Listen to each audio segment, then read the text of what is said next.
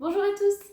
Alors pour ceux qui me connaissent pas encore et pour qui c'est la première fois que vous tombez sur une vidéo de moi, je suis Coralie, je suis professeure des écoles et je fais pas mal de petites vidéos pour répondre à toutes les questions de parents sur l'école, l'éducation, voilà, toutes les questions où un professeur des écoles peut répondre. Ça peut aussi être des petites choses en lien entre l'école et la maison. Donc voilà, et la question du jour, c'est est-ce qu'il est important de savoir ce que mon enfant fait à l'école? Alors, moi, je vais pousser un petit peu la question, je vais la tourner un petit peu différent puisque cette question m'a été posée, mais je voudrais y rajouter une petite nuance, c'est est-ce qu'il est important de savoir ce que mon enfant fait à l'école et surtout de lui demander. Comme vous vous en doutez, la réponse c'est évidemment oui. Voilà, ça sert à rien que je fasse durer le suspense plus longtemps. Maintenant, je vais vous dire plutôt pourquoi je pense que c'est quand même important de savoir ce que fait votre enfant à l'école. C'est qu'en fait, ça permet plusieurs choses. Déjà de savoir tout simplement sur quelle notion il est en train de travailler, ce qu'il est en train de voir sur différents domaines, même s'il ne va pas vous le dire précisément. Alors dans le cas des maternelles, ils vont peut-être avoir du mal à vous dire exactement où ils en sont, ce qu'ils sont en train de travailler, etc. Ils vous diront peut-être juste j'ai fait des dominos ou j'ai fait de la pâte à modeler, mais l'enseignant peut lui vous en dire un peu plus. Donc de temps en temps, vous pouvez lui poser des questions pour savoir ce qui a été fait à l'école si vous trouvez que votre enfant est très très vague, surtout en petite section, mais c'est totalement normal. Par contre, chez les plus grandes sections, et puis évidemment à l'élémentaire, ils sont quand même capables de vous raconter leur journée. Peut-être qu'ils vont oublier des petites choses, c'est normal, mais encore une fois, vous aurez quand même les grandes lignes. Et donc ça peut permettre de les interroger après au quotidien, vraiment sur des temps informels qui ne sont pas prévus pour ça, même en dehors du moment des devoirs, etc. Pour leur faire travailler des petites notions. Mais pas en disant alors au fait récite-moi ta leçon. Non. Mais plus par exemple s'il est en train d'apprendre à lire, tu peux me lire rapidement ce qu'il y a écrit sur la bouteille de jus d'orange. Qu'est-ce qu'il y a comme ingrédient dedans ou où vous avez reçu une carte postale de quelqu'un, ah tiens, c'est qui l'a écrit ou même si du coup il a même vraiment plus poussé dans la lecture, est-ce que tu peux me lire la carte postale et du coup ça va le faire travailler ça. Si s'il est en train de travailler certains points de la conjugaison, si vous voyez une phrase à un endroit qui est écrite dans ce temps-là, ben, vous lui faites lire en lui disant que vous avez besoin de son aide. Ça peut être lire des petits albums, etc. En mathématiques, c'est pareil. Ça peut juste être, je vais aller faire les courses, je dois prendre une casquette pour toute la famille, du coup, je vais en prendre combien? Après, ça dépend évidemment du niveau de votre enfant. Et ça permet à l'inverse, quand vous savez sur quelle notion il travaille, de ne pas lui poser des questions trop difficiles à la maison. Par exemple, des fois en tant que parent, on se dit tiens, sors-moi 6 assiettes. Et là, votre enfant, il est en petite section. Alors peut-être qu'en petite section, le 6, ça lui pose pas de problème, mais pour plein de petites sections, le 6, c'est pas si évident. Du coup, il va juste vous sortir une pile d'assiettes. Ça se trouve, ça va être 6, mais ce sera juste un coup de chance. Ça se trouve, ce sera 5, 8, 10, on sait pas.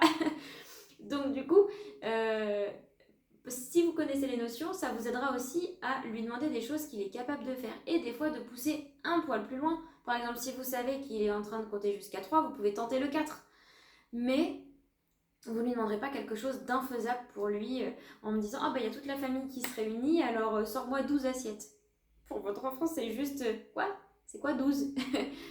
C'est quoi? C'est un chiffre? C'est un fruit? C'est quoi 12?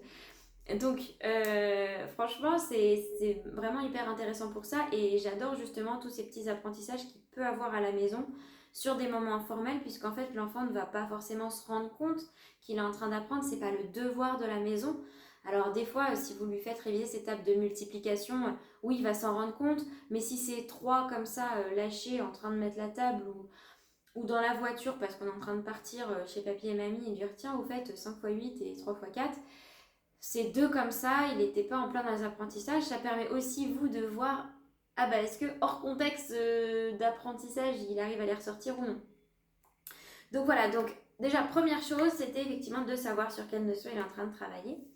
Ensuite, il y a une autre chose quand même qui est hyper importante, qui est même primordiale, c'est de lui montrer que vous vous intéressez à ce qu'il fait, à lui montrer que vous suivez Et en fait, ça va être très intéressant et surtout très important pour lui, parce que même si on va évidemment chercher à ce que l'enfant travaille pour lui, qu'il apprenne à satisfaire lui ses besoins, ses envies, etc., et à se dire je suis fière de moi, à leur âge, avant le CM2, enfin en tout cas voilà, avant le collège, vos enfants essayent de vous faire plaisir, essayent de faire plaisir à l'enseignant, ils essayent de faire plaisir à toute la famille, etc. Donc même s'il est hyper important de leur redire que c'est pas que pour vous qu'ils travaillent, c'est aussi pour sentir que vous êtes fiers d'eux, etc. Ils vont chercher la reconnaissance de leurs parents, de leurs professeurs, etc. Donc si vous leur dites tiens qu'est-ce que tu as fait aujourd'hui, et que de temps en temps vous leur sollicitez en lui disant ah bah au fait l'autre jour tu me disais que vous travailliez sur ça, que c'était pas facile, ça va mieux maintenant, ça y est,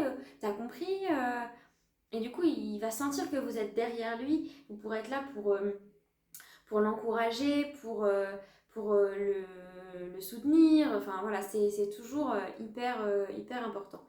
Après, un autre point qui va un petit peu avec ça, évidemment, c'est que ça va être intéressant de le faire verbaliser. Quand vous lui demandez qu'est-ce que tu as fait dans la journée, il verbalise, ça l'oblige à faire des phrases, à construire sa pensée correctement, parce que des fois, dans sa tête, c'est clair, il sait exactement ce qu'il a fait, et quand il vous le dit, là, c'est plus clair. En tout cas, c'est plus clair pour vous du tout. Pour lui, toujours, oui, il n'y a pas de souci, moi j'ai compris ce que j'ai dit, mais potentiellement, vous allez vous dire, alors moi, c'était très décousu, il m'a dit des choses, j'ai pas compris. Donc au fur et à mesure, ça va le pousser à mieux formuler ses phrases. D'ailleurs, n'hésitez pas à lui dire, je suis désolée mon chéri, mais j'ai vraiment pas compris ce que tu m'as dit. Alors ça oui, et alors ça, cette partie-là, est-ce que tu peux me le réexpliquer parce que j'ai pas compris. Donc si vous voyez qu'il n'arrive pas à reformuler de lui-même, posez-lui des questions pour l'aider à reformuler. Mais en fait, c'est juste structurer sa pensée et être capable de raconter quelque chose qu'il a vécu, qu'il a entendu, qu'il a lu, et ça fait totalement partie des compétences que nous, on travaille aussi à l'école. Et du coup, juste sous des questions très basiques du quotidien de la famille, et ben en fait, ça le fait travailler. Donc voilà, c'était le troisième point qui était quand même encourageant pour se pousser à se dire, allez, je vais essayer de m'intéresser à savoir un peu où il en est à l'école. Et puis enfin, il y a une petite chose toute bateau qui n'a rien à voir avec les notions travaillées, mais juste savoir s'il se sent bien à l'école.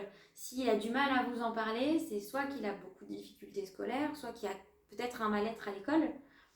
Donc potentiellement, il faudra peut-être savoir un peu ce qu'il en est, peut-être rencontrer l'enseignant, dire bah, c'est bizarre, à chaque fois que je lui demande, il a du mal à me dire un petit peu ce qu'il en est de sa journée.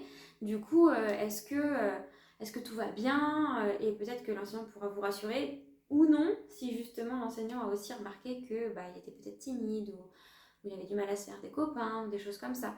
Donc ça vous permet aussi voilà, d'évaluer un petit peu comment il sent à travers ça, et puis ça se trouve il vous dira des choses comme quoi à chaque fois il n'y arrive pas, mais qu'il a toujours le sourire. Du coup c'est bon, bah visiblement il n'y arrive pas, mais il est toujours très positif, et sa motivation est là, c'est le plus important, etc. Mais du coup ça pourra aussi vous aider vous à savoir quand est-ce qu'il faut lui redonner une petite petit coup de motivation, un petit coup de pouce pour voilà, le relancer dans les apprentissages, l'encourager en lui disant écoute ça va aller, là tu n'y arrives pas mais dans une semaine tu y arriveras.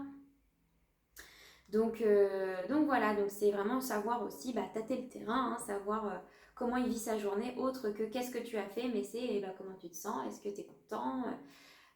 Bon après voilà, quand il déteste ça, si tous les matins votre enfant vous dit j'ai pas envie d'aller à l'école, pas trop besoin de lui demander comment tu te sens à l'école. Si tous les matins il vous dit qu'il n'a pas envie, c'est que visiblement il y a un souci, donc il faudra prendre rendez-vous. Mais voilà, pour des enfants qui parlent pas trop de leurs émotions, des fois ça peut être l'occasion de les percer à jour et d'en savoir un petit peu plus. Voilà, et c'était tout pour cette question, et je vous donne rendez-vous pour une prochaine vidéo. À bientôt!